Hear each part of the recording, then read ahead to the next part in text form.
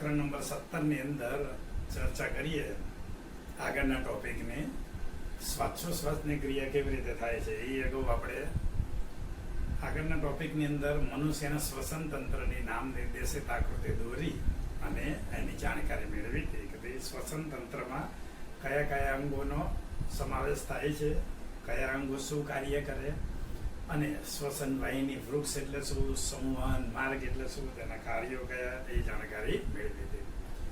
આપણે એક્સ્ટ્રા નોલેજની જાણકારી તરીકે આપણને એ પણ કીધું હતું કે ભાઈ ફેફસાની અંદર વાયુ કોષ્ઠો એ શ્વસન માટેનું મહત્વનું કાર્ય છે, કરે છે. જો તમે ધૂમ્રપાન કરતા હોય, જો તમે કોરોનાનો શિકાર થયા હોય અને કોરોનાનો વાયરસ ફેફસામાં ઉતરી ગયો હોય, અથવા તમને ટીબી થયો હોય, તો ત્રણેય કિસ્સા એવા છે કે એમાં આ વાયુ કોષ્ઠો નાશ પામે છે, એની સંખ્યા દિન પ્રતિદિન ઘટતી જાય છે. જેમ જેમ વાયુ કોષ્ઠોની સંખ્યા ઘટતી જાય છે એમ તમારી શ્વસન કરવાની ક્ષમતા ઉપર એની માઠી અસર થાય છે. અને એટલા માટે માણસ દમ, અસ્થમા, શ્વાસ લેવામાં પ્રોબ્લેમ થાય એવા રોગોના નામ છે, એવી બધી રોગોથી પીડાય છે. કોરોનાની અંદર ખાસ શ્વાસ લેવામાં મુશ્કેલી થાય છે, એટલે એને આપણે વેન્ટિલેટર ઉપર મૂકવા પડે છે, એટલે કૃત્રિમ શ્વાસોશ્વાસ કરાવવા પડે છે. તો કૃત્રિમ શ્વાસોશ્વાસ સમજવા માટે કુદરતી શ્વાસોશ્વાસ કેવી રીતે થાય છે, એટલે કે ઓક્સિજન અને CO2 ની એટલે કે શ્વસન વાયુઓની લેવડ દેવડ કેવી રીતે થાય છે એ જાણકારી આજે આપણે મેળવવાની છે. તો વાયુ કોષ્ઠો તમારા સ્વસ્થ રહે એના માટે તમારે શું કાળજી લેવાની જરૂર છે? તો મોઢા ઉપર અત્યારે માસ્ક પહેરો છે એવા કાયમી પહેરવાની જરૂર છે, જેથી ધૂળ કચરો વગેરે ઉડે નહીં. અત્યારના સમયગાળાની અંદર તમને વાયરસનો ચેપ ન લાગે અથવા ટીબીના કોઈ બેક્ટેરિયાનો ચેપ ન લાગે, ટીબી ન થાય, કોરોના ના થાય. તો આ બધા ફાયદાથી તમારા જો ફેફસાનું રક્ષણ કરો તો વાયુ કોષ્ઠોનું રક્ષણ કરશો, અને તમે મોટી ઉંમરે પણ સારી રીતે શ્વસન કરતા હશો તો તમે ક્ષમતાથી ગમે એવું પરિશ્રમ વાળું કામ કરી શકશો. તમે જોઈ શકો છો કે મોટી ઉંમરના વ્યક્તિ જેમ જેમ મોટી ઉંમર થાય એમ એને કાર્યક્ષમતા ઘટે છે, એટલે તમારી જેવી તાકાતથી કામ નથી કરી શકતા, દાદરો ચડી નથી શકતા, ઉતરી નથી શકતા, પરિશ્રમ નથી કરી શકતા. એનું કારણ એના શ્વસન તંત્ર, આમ તો શરીરના બધા અંગોને ઘસારો લાગે છે, પણ શ્વસન તંત્રના અંગોને ઘસારો લાગે એના આખા શરીર ઉપર ખરાબ અસર થાય છે. કેમ કે કોષોને જૈવિક કાર્યો કરવા માટે, દેહધાર્મિક કાર્યો કરવા માટે શક્તિ મળતી નથી, એટલે કોષો ધીમે ધીમે ઘસાવા માંડે છે, નાશ પામે છે. જો પાચન તંત્રના કોષો નાશ પામે તો દેખીતી વાત છે કે પાચન તંત્ર નબળું પડે. રુધિરાભિસરણ તંત્રના કોષો નાશ પામે તો એ તંત્રમાં ખામી થાય. ઉત્સર્જન તંત્રના કોષો નાશ પામે તો ઉત્સર્જન તંત્રના રોગો થાય. તો બધાની રોગોની જે ચાવી જે છે એ શ્વસન ઉપર નિર્ભર છે.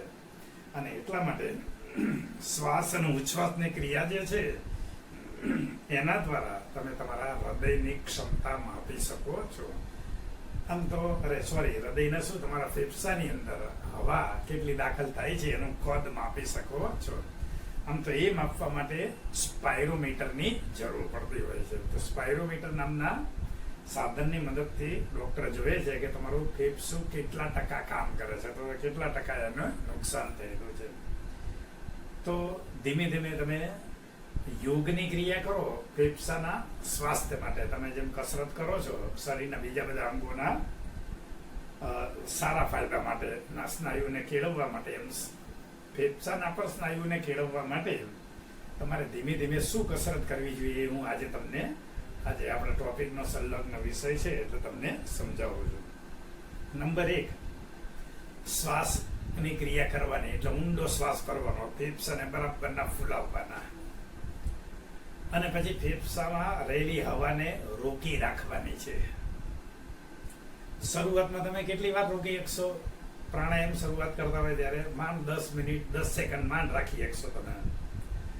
પછી 10 સેકન્ડ રોકવાની જે ક્ષમતા છે એ વધારીને 20 સેકન્ડ કરવાની, 30 સેકન્ડ કરવાની, ફરીથી પાછા 2-4 દિવસ પછી 35 સેકન્ડ તમે રોકી શકશો. ફરીથી 2-4 દિવસ કરશો આવું એટલે 45 સેકન્ડ સુધી રોકી શકશો. અને પછી ધીમે ધીમે એમ કરતા કરતા 25 દિવસની પ્રેક્ટિસ પછી અથવા તો મહિનાની પ્રેક્ટિસ પછી તમે 1 મિનિટ સુધી શ્વાસ રોકી શકશો.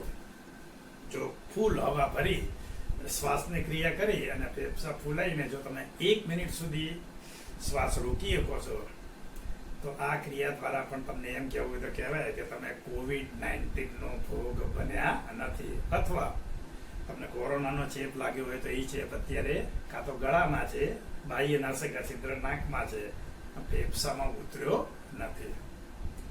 તો સમજી ગયું મિત્રો, આ આખરી ટેસ્ટ નથી પણ આના દ્વારા ફેફસાનું સ્વાસ્થ્ય કેવી રીતે જાળવવું એ તમને સમજાવું છું. તો તમે 5 મિનિટ સવારના પોરમાં એક શરીરથી હળવા થઈ જાઓ અને ચોખ્ખી હવામાં તમે બેસી અને શ્વાસ ઉચ્છ્વાસની ક્રિયા જો 5 મિનિટ આવી રીતે કરો, 1 મિનિટ સુધી શ્વાસ રોકી અને પછી ઉચ્છ્વાસ કરવાનો, તો તમારા ફેફસા અત્યારે જે નાની ઉંમરમાં સરસ કામ કરે છે એ વાત 70-80 વર્ષે સારું કામ કરશે અને તમે સારું સ્વાસ્થ્ય ભોગવી શકશો.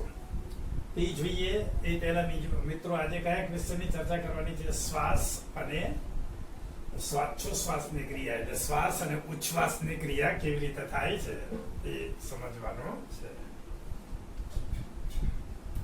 તો શ્વાસોચ્છ્વાસની ક્રિયા જે છે, જેને શ્વાસોચ્છ્વાસની ક્રિયા તરીકે ઓળખવામાં આવે છે, એના વિશે જાણકારી મેળવવાની. તો અહીંયા આકૃતિમાં ડાબી તરફના આકૃતિ દ્વારા શ્વાસની ક્રિયા સમજાયેલી છે અને જમણી બાજુની આકૃતિ દ્વારા ઉચ્છ્વાસની ક્રિયા સમજાયેલી છે. આ શ્વાસ અને ઉચ્છ્વાસની ક્રિયા સમજી લઈએ એ પહેલા અગાઉના વિડીયો લેક્ચરની અંદર મેં તમને કીધું હતું પાંસળી પિંજરની રચના કેવી રીતે થાય છે. તો નીચે કુંભટાકાનું ઉરોદર પટલ, ઉરોસ્થિ, પાંસળીઓ એટલે આંતરપાસ્તની સ્નાયુઓ અને આંતરપાસ્તની સ્નાયુઓ તરીકે ઓળખવામાં આવે છે, ઇન્ટરકોસ્ટલ સ્નાયુઓ તરીકે, અને કરોડ સ્તંભ ભેગા મળીને શેની રચના કરે છે? પાંસળી પિંજર. તો પાંસળી પિંજરનું કદ વધે તો ફેફસાનું કદ પણ વધશે, પાંસળી પિંજરનું કદ ઘટે તો ફેફસાનું પણ કદ ઘટે છે. આ રીતે કદ વધે ત્યારે શ્વાસની ક્રિયા થાય છે અને કદ ઘટે ત્યારે ઉચ્છ્વાસની ક્રિયા થાય છે. તો કેવી રીતે થાય છે એ સમજવા જેવું છે. તો સૌ પ્રથમ આપણે શ્વાસની ક્રિયા જોઈએ. તો શ્વાસની ક્રિયામાં શું થાય છે? તો આમ બાહ્ય નાસિકા છિદ્ર દ્વારા ઊંડો શ્વાસ લઈએ આપણે, એટલે શ્વાસની ક્રિયા કરીએ દરમિયાન શું થાય છે? હવા ફેફસામાં દાખલ થાય છે. ત્યારે શું થાય છે? શ્વાસ લો છો ત્યારે આ પાંસળી પિંજરના જે સ્નાયુ જે છે એ બહારની તરફ ધકેલાય છે, એટલે છાતીનો વિસ્તાર વધે છે. ઉરોદર પટલનું સંકોચન થાય છે, એટલે ઉરોદર પટલ નીચેની તરફ સરકે છે અને એના લીધે આ ફેફસાની અંદરની જે કદ છે એમાં ઘટાડો થાય છે.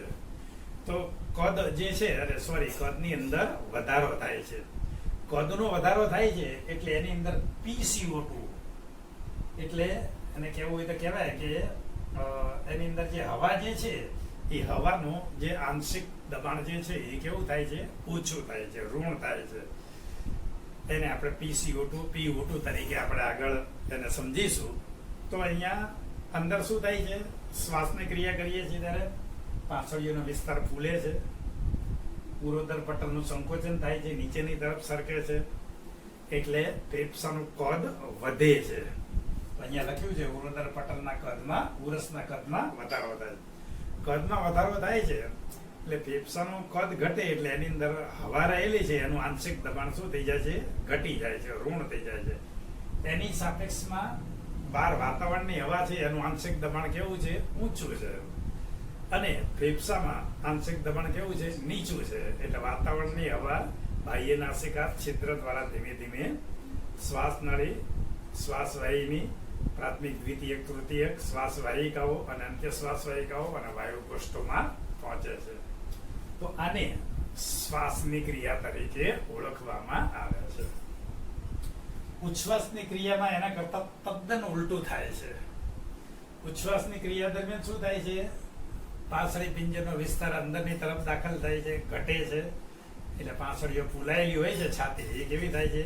અંદરની તરફ પાંસળીઓ જાય છે. ઉરોદર પટલના સ્નાયુઓનું શિથિલન થાય છે, ઉરોદર પટલના સ્નાયુઓ, એટલે ઉરોદર પટલ ઉપરની તરફ સરકે છે અને ઉરોદર પટલ ઉપરની તરફ સરકે એટલે ફેફસામાં દબાણ થાય છે, ફેફસાનું કદ ઘટે છે. કદ ઘટે છે એટલે એની અંદર રહેલી હવાનું આંશિક દબાણ શું થઈ જાય છે? વધી જાય છે. એટલે ફેફસામાં આંશિક દબાણ વધી ગયું છે, બહાર વાતાવરણનું આંશિક દબાણ ઓછું છે. હવાનું હંમેશા વહન કેવી રીતે થાય છે? વધુ દબાણથી ઓછા દબાણ તરફ. એટલે ફેફસાની CO2 યુક્ત હવા ધીમે ધીમે બાહ્ય નાસિકા છિદ્ર દ્વારા બહાર નીકળી વાતાવરણમાં ભળી જાય છે. આને આપણે ઉચ્છ્વાસની ક્રિયા તરીકે ઓળખવામાં આવે છે. તો અહીંયા બરાબર નોંધી લેવા જેવું છે. શ્વાસ અને ઉચ્છ્વાસની ક્રિયા બરાબર શાંતિથી સમજાવવું છે, બરાબર સમજી લેજો. શ્વાસની ક્રિયા દરમિયાન શું થાય છે? પાંસળી પિંજરનો વિસ્તાર વધે છે, ઉરોદર પટલનું સંકોચન થાય છે એટલે નીચે તરફ ખસે છે.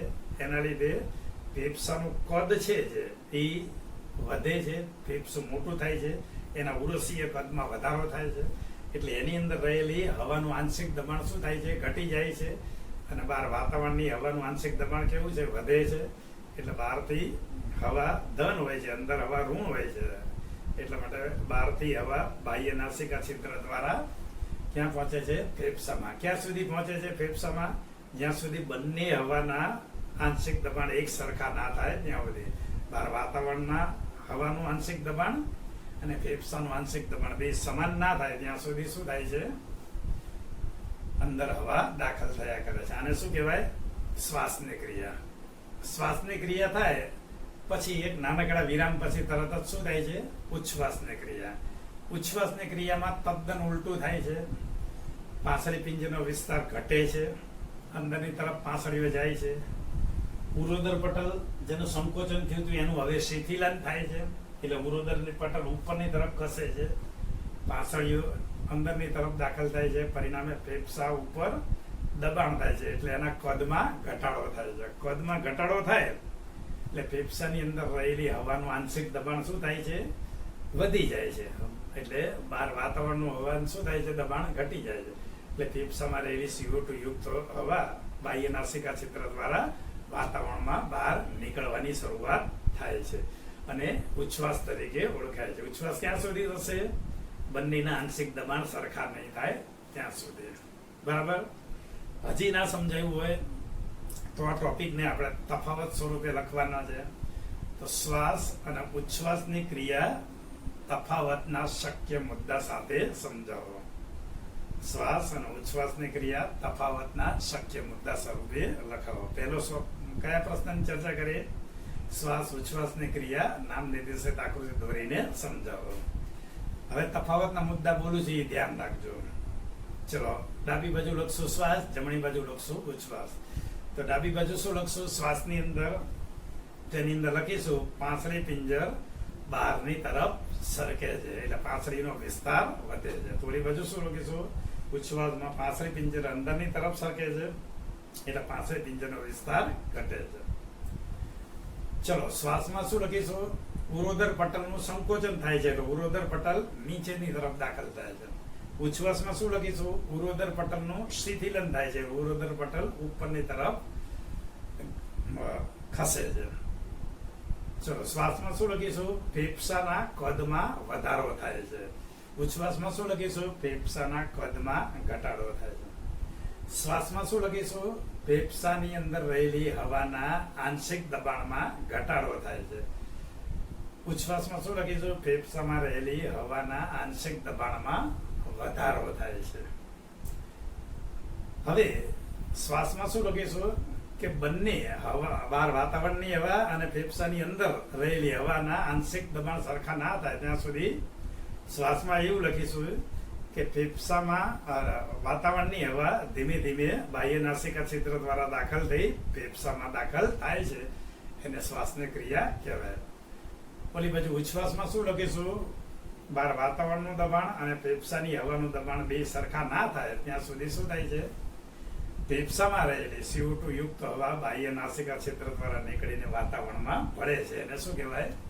ઉચ્છ્વાસની ક્રિયા તરીકે ઓળખવામાં. તો આ રીતે તફાવતના મુદ્દા સ્વરૂપે લખવાનું છે. ડાબી બાજુ શ્વાસની ક્રિયામાં આ આકૃતિ દોરવાની. સૌથી પહેલો મુદ્દો શું છે? આકૃતિ દોરવાનો. અને પછી જમણી બાજુ ઉચ્છ્વાસની આકૃતિ દોરવાની પહેલો મુદ્દો અને બીજો મુદ્દો મેં તમને બધા સમજાયા એ મુદ્દા. તો આજે આપણે શ્વાસ અને ઉચ્છ્વાસની ક્રિયા છે એને લગતો ટોપિક આપણે ભણ્યા. હવે આપણે શ્વસન વાયુઓનું કદ એ ટોપિક હવે નેક્સ્ટ ટાઈમ ભણીશું. આ ટોપિક સમજવામાં થોડો ડિફિકલ્ટ છે, એટલે હું સમજાવું એ બરાબર ધ્યાન રાખજો. ના સમજાય તો ફરીથી પાછો સમજાવીશું તમને. પણ એના દ્વારા આપણા ફેફસાની ક્ષમતા માપવામાં આવે છે. તમે બધા એમ કહો ડૉક્ટર પાસે જઈને કે સાહેબ મારું ફેફસું કેવું કામ કરે છે, કેટલા ટકા કામ કરે છે, તો ડૉક્ટર સ્પાયરોમીટરની મદદથી એનું હવાના આંશિક દબાણ અને એને લગતા ટેસ્ટ કરતા હોય છે. તો એને શ્વસન વાયુઓનું કદ તરીકે ઓળખવામાં આવે છે. તો નેક્સ્ટ ટાઈમ આપણે વિડીયો લેક્ચરના માધ્યમથી મળીએ ત્યારે આજે મેં ટોપિક નથી ચલાવ્યો, આજે શ્વસન વાયુઓનું કદ ક્ષમતા, એ ટોપિક સારી રીતે વાંચી લેજો, તમારી રીતે એકવાર સમજવાની કોશિશ કરજો.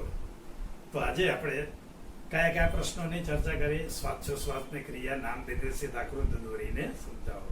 બીજું, શ્વાસ અને ઉચ્છ્વાસની ક્રિયા તફાવતના શક્ય મુદ્દા સાથે સમજાવો. બરાબર?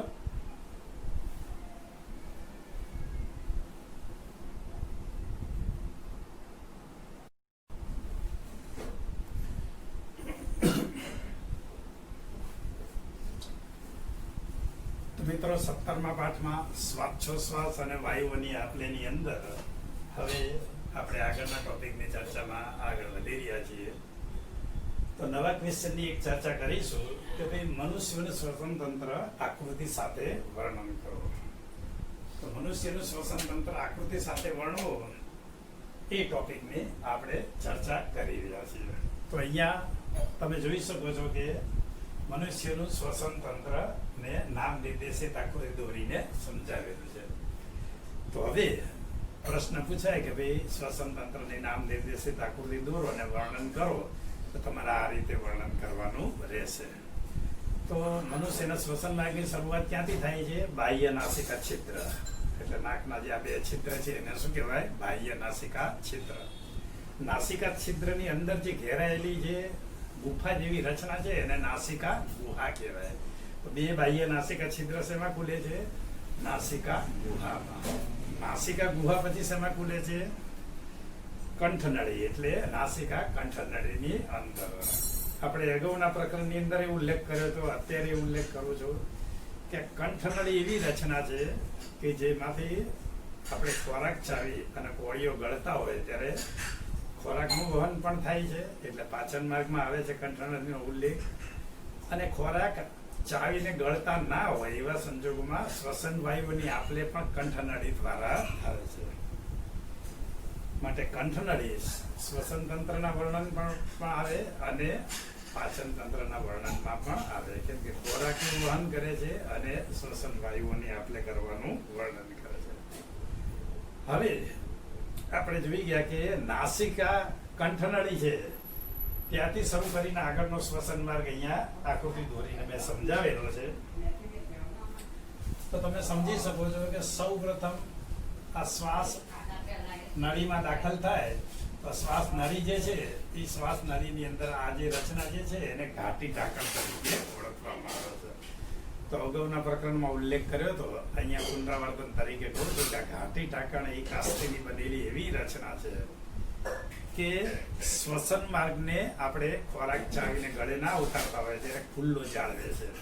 પણ જ્યારે ખોરાક ચાવી અને તમે એનો કોળીઓ ઉતારતા હોય ત્યારે એ શું કરે છે?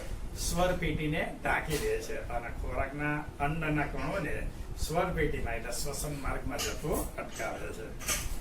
તો આ ઘાટી ઢાંકણ એવી વ્યવસ્થા છે કે ખોરાકનો કોળીઓ ગણતા હોય ત્યારે શ્વસન માર્ગને ઢાંકે છે અને ખોરાક નથી ચાવતા, ગળતા નથી હોતા, એટલે અત્યારે જેવી સામાન્ય અવસ્થા હોય ત્યારે એ શ્વસન માર્ગને ખુલ્લો જાળવે છે અને અન્ન માર્ગને ઢાંકવાનું કામ કરે છે. તો ઘાટી ઢાંકણ વિશે જોઈ ગયા. ઘાટી ઢાંકણ શેમાં ખુલે છે? સ્વર પેટીની અંદર. શેમાં? સ્વર પેટીની અંદર ખુલે છે. તો સ્વર પેટી જે રચના છે મિત્રો, એની અંદર એક કાસ્તીનો બનેલો વોકલ કોર્ડ જેને સ્વર દંડ તરીકે ઓળખવામાં આવે છે. તો હું જ્યારે બોલું ત્યારે એ સ્વર દંડની અંદર ધ્રુજારી થતી હોય છે. હવા અને સ્વરદંડની ધ્રુજારી વડે અવાજ ઉત્પન્ન થાય છે અને એ અવાજ વડે મારું તમે વિડીયો લેક્ચર સાંભળી શકો છો. તો એ સ્વર પેટી આવેલી છે. સ્વર પેટી પછીનો જે આ માર્ગ જે છે એને શ્વાસ નળી તરીકે ઓળખવામાં આવે છે. તો આ શ્વાસ નળી ક્યાં આવેલી હોય છે? ઉરસીય ગુહાની અંદર. આ શ્વાસ નળી ઉરસીય ગુહામાં આગળ લંબાતી કરોડરજ્જુનો 5મો મણકો છે, એટલે 5મી કશેરુકા છે, ત્યાંથી 2 શાખાઓમાં વહેંચાઈ જાય છે, ડાબે જમણે. અને પછી શ્વાસ નળી છે એ શું બની જાય છે? શ્વાસ વાહિની. તો શ્વાસ નળી છે એ 5મી કશેરુકા એ શું છે? 2 ભાગમાં વહેંચાઈ જાય છે, શ્વાસ વાહિની બની જાય છે. ડાબી બાજુની શ્વાસ વાહિની, ડાબી બાજુના ફેફસામાં, જમણી બાજુની શ્વાસ વાહિની જે છે જમણી તરફના ફેફસાની અંદર દાખલ થાય છે. આ ફેફસામાં દાખલ થઈને આ શ્વાસ વાહિની ત્યાર પછી અનેક શાખાઓમાં વહેંચાય છે. તો અનેક શાખાઓમાં વહેંચાય છે. એમાં પહેલા જે દાખલ થાય છે એને પ્રાથમિક શ્વાસ વાહિની, એમાંથી જે બીજી શાખા બને એને દ્વિતીય શાખ વાહિની, એમાંથી ત્રીજી શાખા બને એને તૃતીય શાખ વાહિની શ્વાસ વાહિની તરીકે ઓળખવામાં આવે છે. તો એને પ્રાથમિક શ્વાસ વાહિનીને ફર્સ્ટ ડિગ્રી શ્વાસ વાહિની, દ્વિતીયક શ્વાસ વાહિનીને સેકન્ડ ડિગ્રી શ્વાસ વાહિની અને તૃતીયક શ્વાસ વાહિનીને થર્ડ ડિગ્રી શ્વાસ વાહિની તરીકે ઓળખવામાં આવે. ત્યાર પછી જે એનો બારીક અત્યંત નાનો જે છેડો જે છે એને શ્વાસ વાહિકા કહેવાય. અને શ્વાસ વાહિકામાં અંતિમ છેડો છે અને અંત્ય શ્વાસ વાહિકા તરીકે ઓળખવામાં આવે છે. તો એ અંત્ય શ્વાસ વાહિકા શેમાં દાખલ થાય છે? વાયુકોષ્ઠોમાં. અને વાયુકોષ્ઠોની રચના કેવી હોય છે? દ્રાક્ષના ઝુમખા જેવી. તો એમાં દ્રાક્ષને વાયુકોષ્ઠ ગણી લો અને ઝુમખામાં કેવી રીતે એની ડાળીઓની રચના જોડાયેલી હોય છે તો એને સૂક્ષ્મ શ્વાસ વાહિકા ગણીએ કે અંત્ય સૂક્ષ્મ વાહિકા. દરેક દ્રાક્ષમાં દાખલ થાય છે, દરેક દ્રાક્ષને વાયુકોષ્ઠ ગણી લો તો એ રીતે આપણા ફેફસાના વાયુકોષ્ઠોમાં દાખલ થાય છે. તો આમ શ્વાસ વાહિની, આ શ્વાસ વાહિકાઓ જે છે તેના વૃક્ષ વડે બનેલી જે રચના જે છે એ અને વાયુકોષ્ઠો, તો આ શ્વસન વાહિનીનું વૃક્ષ જેવી રચના જે છે એ અને વાયુકોષ્ઠો આ બધા ભેગા મળીને શું કરે છે? ફેફસાની રચના કરે છે. તો ફેફસાની અંદર શું છે? પ્રાથમિક શ્વાસ વાહિની, એની શાખાઓ પ્રાથમિક, દ્વિતીયક, તૃતીયક શ્વાસ વાહિનીઓ, વાયુકોષ્ઠો અને પ્રાથમિક, દ્વિતીયક, તૃતીયથી બનેલું આ શ્વાસ વાહિનીઓનું શું છે? જાળું. તો એ ભેગા મળીને શું કરે છે? તમે જોઈ શકો છો ફેફસાની રચના કરે છે. તો સમજાઈ ગયું મિત્રો? તો આ રીતે શ્વાસ નળી અને પછી શ્વાસ વાહિકાઓ પ્રાથમિક, દ્વિતીયક, તૃતીયક અને પછી શ્વાસ વાહિકાઓ અને પછી અંત્ય શ્વાસ વાહિકાઓ અને વાયુકોષ્ઠો ભેગા મળીને જે રચના કરે છે એને શ્વસન વાહિની વૃક્ષ તરીકે એની રચના હોય છે. તમે વૃક્ષની શાખા જોતા હોય એવી હોવાથી એને શ્વસન વાહિની વૃક્ષ તરીકે ઓળખવામાં આવે છે. તો આટલું સમજાઈ ગયું મિત્રો? હવે આ જે શ્વાસ નળી જે છે એ શરૂઆતની શ્વાસ નળીથી આ રીતે સી આકારની કાસ્તી જેવી રચનાથી જોડાયેલી છે.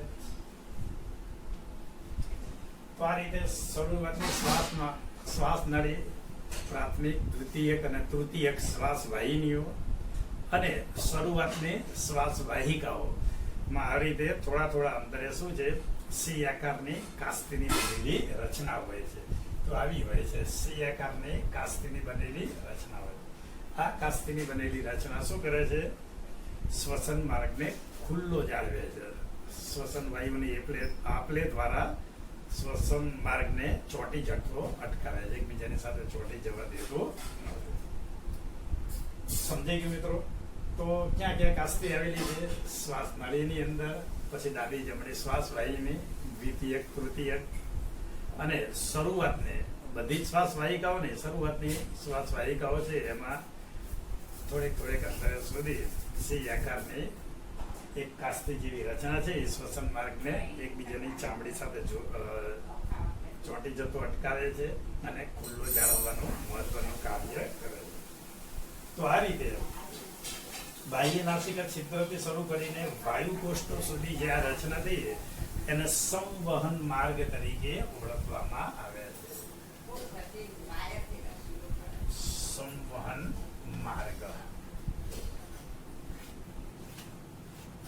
બાહ્ય નાસિકા છિદ્રથી શરૂ કરી અને વાયુ કોષ્ઠો સુધીની જે રચના છે એને શું કહેવાય? સંવહન માર્ગ તરીકે ઓળખવામાં આવે છે. આ સંવહન માર્ગ 4 મહત્વના કાર્યો કરે છે. નંબર 1, વાતાવરણની હવાને બાહ્ય નાસિકા છિદ્ર દ્વારા દાખલ કરી ઓક્સિજન વાળી હવાને ક્યાં લઈ જાય છે? વાયુ કોષ્ઠો સુધી. અને એ જ રીતે વાયુ કોષ્ઠોમાં ઉત્પન્ન થયેલા CO2 ને ક્યાં કાઢે છે? કાઢીને વાતાવરણમાં બહાર કાઢવાનું કાર્ય કરે છે. નંબર 1 આ કાર્ય. બીજા નંબરનું કાર્ય એવું છે કે એને હવાની અંદર દાખલ થયેલા સૂક્ષ્મ કણો, સૂક્ષ્મ જંતુઓ, એવી બધી વસ્તુઓને ચાળી અને એને દૂર કરે છે. એટલે હવાને ચોખ્ખી બનાવવાનું કામ કરે છે, કણોને અટકાવી રાખે છે. તો નાસિકા ગુહાની અંદરના ભાગમાં એ બધા જે ઘટકો હોય છે એ આપણે છારી સ્વરૂપે ચોંટી જતા હોઈએ છીએ, જેના સમયાંતરે આપણે નાક સાફ કરીને કાઢી નાખતા હોઈએ છીએ અમુક અમુક. તો એક કચરો હટાવવાનું કામ કરે છે. બીજું મહત્વનું, વાતાવરણની જે હવા દાખલ થાય એ કેવું હોય છે? એનું ટેમ્પરેચર રૂમ ટેમ્પરેચર હોય છે. તો એ રૂમ ટેમ્પરેચર વાળી હવાને આપણા શરીરમાં ફેફસામાં લઈ જતા પહેલા એનું તાપમાન આપણા શરીર જેટલું 37 ડિગ્રી સેલ્સિયસ જેટલું તાપમાન કરવાનું કામ પણ કોણ કરે છે? આ સંવહન માર્ગ કરે છે. બીજું મિત્રો, વાયુઓની આપલે હંમેશા પ્રસરણ દ્વારા થાય. પ્રસરણ દ્વારા જ્યાં વાયુઓની આપલે થતી હોય ત્યાં એ ભાગ જે છે એ ભીનો હોવો જોઈએ. એટલે અળસિયાની આખી ત્વચા કેવી હોય છે? ભીની. દેડકામાં ત્વચાનો ભાગ જ્યાં શ્વસન કરે છે કેવું હોય છે? ભીનો. તો એટલા માટે આપણા ફેફસાની અંદર પણ વાયુઓની આપલે ક્યાં થાય છે? વાયુ કોષ્ઠો પાસે. ત્યાં ઓક્સિજન અને CO2 ની લેવડ દેવડ માટે એ જે હવા છે એ પાણીવાળી, ભેજવાળી થવી જોઈએ. એ ભેજવાળી થવાનું કાર્ય પણ કોણ કરે છે? સંવહન માર્ગ. તો પરીક્ષામાં પૂછાય કે ભાઈ સંવહન માર્ગ એટલે શું? કયા 4 કાર્ય કરે છે? તો તમારે જવાબ આપવાનો કે ભાઈ બાહ્ય નાસિકા છિદ્રથી શરૂ કરી વાયુ કોષ્ઠો સુધી આપણા શરીરમાં જે રચના આવેલી છે શ્વસન માર્ગની, એને સંવહન માર્ગ તરીકે ઓળખવામાં આવે છે. કયા મહત્વના કાર્ય કરે છે? 4. એક તો વાતાવરણની હવાને અને વાયુ કોષ્ઠોમાં દાખલ કરે છે. વાયુ કોષ્ઠોમાં CO2 વાળી હવાને વાતાવરણમાં ઠાલવવાનું કામ કરે છે. નંબર 2, હવાની અંદર રહેલા કચરો, રજકણો, સૂક્ષ્મ જીવોને ગાળી નાખવાનું કામ કરે છે. નંબર 3, વાતાવરણની હવાનું તાપમાન કેવું કરે છે? શરીરના તાપમાન જેટલું, એટલે 37 ડિગ્રી સેલ્સિયસ જેટલું કરવાનું કાર્ય કરે છે. અને નંબર 4, વાયુઓ અને CO2 આપલે થાય, લેવડ દેવડ થાય, એના માટે ત્વચાને ભીની હોવી જરૂરી છે. એટલે હવાને કેવી બનાવે છે? પાણીયુક્ત, ભેજયુક્ત બનાવવાનું કાર્ય કરે છે. તો હવે તમને સમજાઈ ગયું સંવહન માર્ગ એટલે શું. હવે મિત્રો તમે આ રચના ઉપરથી સમજી ગયા છો કે મનુષ્યના શ્વસન માર્ગની અંદર સૌથી અગત્યની રચના હોય તો ફેફસું. તો મનુષ્યમાં આવા ફેફસા કેટલા આવેલા હોય છે? 1 જોડ, એટલે ડાબું અને જમણું એમ તેને 2 ફેફસા આવેલા હોય છે. આ ફેફસાની રચના તમે તપાસશો તો પીવડા પટની કોથળી જેવી રચના છે. કેવી છે રચના? પીવડા પટની કોથળી જેવી રચના છે. એમાં આ સૌથી બહારનું અને ફુફુક્ષ આવરણ તરીકે ઓળખવામાં આવે છે. એમાં સૌથી બહારનું આવરણ છે એને બાહ્ય ફુફુક્ષીય આવરણ કહે છે. આ બાહ્ય ફુફુક્ષીય આવરણ શું છે? શરીરની દિવાલ સાથે, સ્નાયુઓ સાથે ચોટેલું છે, જોડાયેલું રહે છે. અને અંદરનું જે આવરણ છે ફેફસાનું, એને અંધ અને શું છે? અંદરની તરફ જે ફુફુક્ષીય આવરણ આવેલું હોય છે એને અંત ફુફુક્ષીય આવરણ તરીકે ઓળખવામાં આવે છે. તો ફેફસાની દિવાલ 2 પડ વચ્ચે આવેલી છે, બાહ્ય ફુફુક્ષીય આવરણ અને અંત ફુફુક્ષીય આવરણ. અને એ બંને આવરણ ખાલી નથી હોતું, અવકાશ નથી હોતો, એની વચ્ચે એક પ્રવાહી ભરેલું હોય છે. એને ફુફુક્ષીય પ્રવાહી તરીકે ઓળખવામાં આવે છે. એટલે ફેફસાનું સંકોચન વિસ્તરણ થતું હોય તે દરમિયાન શું કરે છે? એ ફેફસાની સ્થિતિસ્થાપકતાનું પાલન કરે છે. સપાટીને નુકસાન ના થાય, ઘર્ષણ ના થાય, એના માટે લુબ્રિકેશન, એક ઊંજણનું કામ કરે છે. આપણે ઓઇલ ઊંજીએ છીએ ને, ઘર્ષણ ન થાય એટલે વાહનોના સ્પેર પાર્ટની અંદર. તો એવું કામ આ ફુફુક્ષીય પ્રવાહી કરે છે, જે બાહ્ય અને અંત ફુફુક્ષીય આવરણની અંદર આવેલું હોય છે. તો એક આટલું સમજવા જેવું છે આ ફેફસું મિત્રો ક્યાં આવેલું હોય છે? તો પાંસળી પિંજરની અંદર. તો પાંસળી પિંજરની રચના કેવી રીતે થાય? તો પાંસળી પિંજર, આ જે ફેફસું જે છે એ ક્યાં આવેલું હોય છે? તો બહારની તરફ જે છે અહીંયા ઉરુસ્તી નામનું વસ્તી આવેલું હોય છે, અને એની જે ફેફસું જે છે એની વક્ષ બાજુએ શું આવેલું હોય છે? ઉરુસ્તી નામનું હાડકું આવેલું હોય છે, અને એની પૃષ્ઠ બાજુએ શું છે? કરોડ સ્તંભ આવેલું હોય છે, અને એની પાર્શ્વ બાજુએ શું આવેલું હોય છે? પાંસળીઓ આવેલી છે. શું આવેલું હોય છે? પાંસળીઓ. તો આ કરોડ સ્તંભ, પાંસળીઓ અને ઉરોસ્થી અગ્ર બાજુએ આવેલી અસ્થિ, અને એની નીચે રહેલું ઘુમ્મટ આકારનું ઉરોદર પટલ ભેગા મળીને પાંસળી પિંજરની રચના કરે છે, અને એની અંદર હૃદય અને ફેફસું સુરક્ષિત રીતે ગોઠવાયેલા હોય છે. પાંસળી પિંજર નો વિસ્તાર વધે ત્યારે ફેફસાનો વિસ્તાર એક વધે છે. પાંસળી પિંજરનો વિસ્તાર ઘટે ત્યારે ફેફસાનો વિસ્તાર પણ ઘટે છે.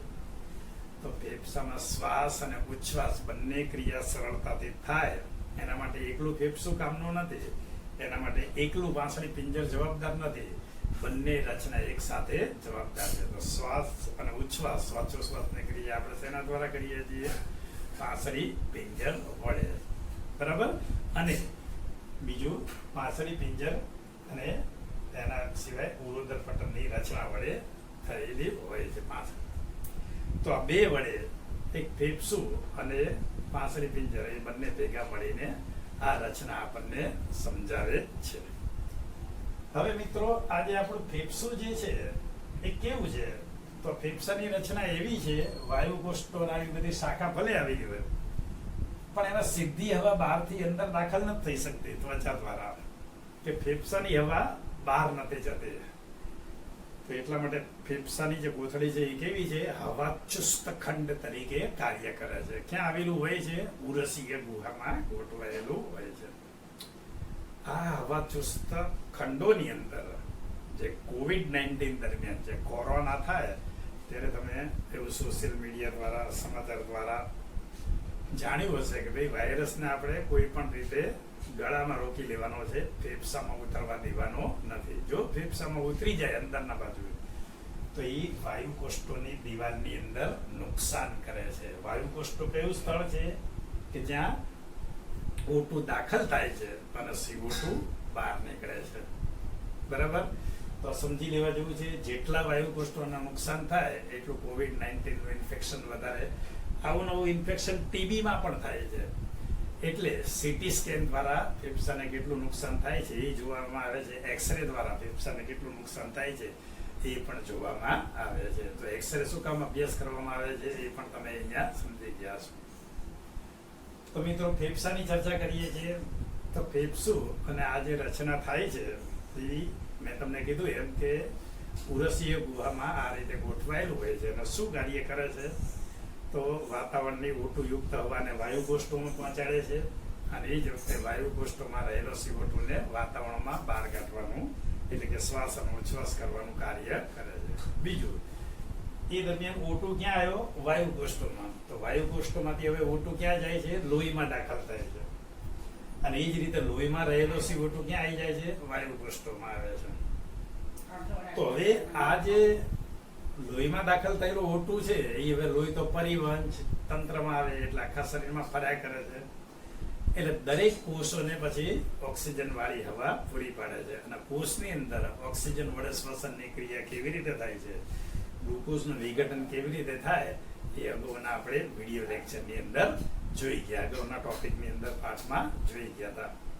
તો એ O2 ક્યાં પહોંચે છે? પેશી કોષો સુધી, અને એ પેશી કોષો દરમિયાન શું થાય છે? O2 એ કાર્બોદિત હોય એટલે શ્વસનના અપચયની ક્રિયાની અંદર વપરાઈ જાય છે. દરમિયાન પેદા થતો CO2 જે છે ફરીથી પાછો લોહીમાં દાખલ થઈ ફરતો ફરતો ક્યાં આવે છે? વાયુકોષ્ઠમાં, અને વાયુકોષ્ઠમાંથી પછી દાખલ થાય. તો શ્વસન માર્ગમાં રચનામાં એનો નિયમિત ક્રમ કયો છે એ બરાબર યાદ રાખી લેજો. તો બાહ્ય નાસિકા છિદ્ર, નાસિકા ગુહા, પછી શ્વાસ નળી, પછી શ્વાસ વાહિની, પછી પ્રાથમિક, દ્વિતીયક, તૃતીય શ્વાસ વાહિની, પછી એના જે શાખા છે એને શ્વાસ વાહિકાઓ, અને એનો અંત્ય છેડો છે એને અંત્ય શ્વાસ વાહિકા અને વાયુકોષ્ઠો. તો બહારથી અંદર તરફ એનો ક્રમ કે તો આ રહેશે. હવે અંદરથી બહારની તરફનો ક્રમ કે તો શું સમજવાનું? વાયુકોષ્ઠો, અંત્ય શ્વાસ વાહિકાઓ, પછી શ્વાસ વાહિકાઓ, પછી તૃતીયક, દ્વિતીયક, પ્રાથમિક શ્વાસ વાહિની, પછી શ્વાસ નળી અને પછી શ્વાસ નળી, બાહ્ય નાસિકા ગુહા અને બાહ્ય નાસિકા છિદ્ર. એમ બરાબર. તો ઊંટનો માર્ગ કયો થશે મિત્રો? ઊંટનો શ્વસન માર્ગ માટે સાચો ક્રમ જણાવો તો તમારે સાચો ક્રમમાંથી કયો ઓપ્શન પસંદ કરવાનો રહેશે? જેમાં બાહ્ય નાસિકા છિદ્ર, ઊંટું પહેલા ત્યાંથી દાખલ થાય છે, પછી નાસિકા ગુહા, પછી નાસિકા કંઠનળી, પછી શ્વાસ નળી, પછી શ્વાસ નળી, પછી શ્વાસ વાહિની, પછી પ્રાથમિક, દ્વિતીયક, તૃતીયક શ્વાસ વાહિની, શ્વાસ વાહિકાઓ, અંત્ય શ્વાસ વાહિકાઓ અને પછી વાયુકોષ્ઠો. આ ઓક્સિજનનો વહન માર્ગ. CO2 નો વહન માર્ગ કેવી રીતે થશે? વાયુ ઊંધો અંદરથી બહારની તરફ. તો એમાં વાયુકોષ્ઠો, અંત્ય શ્વાસ વાહિકાઓ, શ્વાસ વાહિકાઓ, શ્વાસ વાહિની, તૃતીયક, દ્વિતીયક, પ્રાથમિક અને શ્વાસ નળી અને પછી નાસિકા કંઠનળી અને નાસિકા કંઠનળી, પછી નાસિકા ગુહા અને બાહ્ય નાસિકા છિદ્ર. એમ એનો શ્વસન માર્ગ CO2 નો કેવો થશે? ઓક્સિજન કરતા વિરુદ્ધ. ઓક્સિજનનો બહારથી અંદર તરફ એટલે બાહ્ય નાસિકા છિદ્રથી વાયુકોષ્ઠો સુધી, અને CO2 નો વહન માર્ગ કેવી રીતે થશે? વાયુકોષ્ઠોથી બાહ્ય નાસિકા છિદ્ર. એમ રહેશે. તો આ રીતે આપણે જોઈ ગયા કે O2 છે એ શ્વસનમાં વાપરી જાય છે અને CO2 ઉચ્છ્વાસ માટે બહાર નીકળી જાય છે. તો આટલું બરાબર સમજાઈ ગયું. તો આજે આપણે વિસ્તૃત ચર્ચાની અંદર શું જોયું કે મનુષ્યનું શ્વસન તંત્ર આકૃતિ દોરીને સમજાવો, નામ નિર્દેશિત આકૃતિ દોરીને સમજાવો. તો મેં તમને સમજાવ્યું એની ચર્ચા કરવાની રહેશે. એની અંદર બીજા પેટા ક્વેશ્ચન કયા સમજ્યા હતા? તો કે ભાઈ ફેફસાની રચના કેવી હોય છે એ આપણે સમજાવ્યું. તો ડબલ પટની રચના, હવા ચુસ્ત ખંડ છે ક્યાં આવેલું હોય છે, પાંસળી પિંજર કેવી રીતે બને, અને ત્યાર પછી સંવહન માર્ગ એટલે શું? એની અંદરનો પેટા ક્વેશ્ચન એ છે સંવહન માર્ગ એટલે શું, એ કયા 4 મહત્વના કાર્ય કરે છે. પ્રશ્ન બરાબર નોંધી લેજો. પ્રથમ પ્રશ્ન, મનુષ્યના શ્વસન તંત્રની નામ નિર્દેશિત આકૃતિ દોરી શ્વસન તંત્રનું વર્ણન કરો. આ 4 માર્કમાં વિસ્તૃત પ્રશ્ન પૂછાય. 2 માર્કમાં મનુષ્યના ફેફસાની રચના વર્ણવો. બીજા 2 માર્કના અથવા 3 માર્કના ક્વેશ્ચનની અંદર મનુષ્યમાં સંવહન માર્ગ એટલે શું, તે કયા 4 મહત્વના કાર્યો કરે છે એ તમે સમજાવો. તો આટલા પ્રશ્નોની ચર્ચા આપણે સમજાવેલી છે. અમે આમાં પાઠ્યમાં જોઈને એ સરસ નામ નિર્દેશિત આકૃતિ દોરી તમારે સમજી લેવાનું રહેશે. બરાબર છે મિત્રો?